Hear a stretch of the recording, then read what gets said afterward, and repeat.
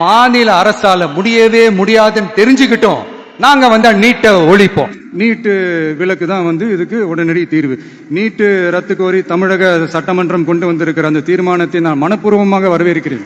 இதுக்கு அந்த ஒன்றிய அரசு அந்த கால தாமதம்லாம் எதுவும் செய்யாம தமிழ்நாட்டு மக்கள் அவங்களுடைய உணர்வுகளுக்கு மதிப்பு கொடுத்து இதை சீக்கிரமாவே இதை சால்வ் பண்ணணும் அப்படின்றதான் இங்க நான் கேட்டுக்கிறேன். சரி, ஓகே.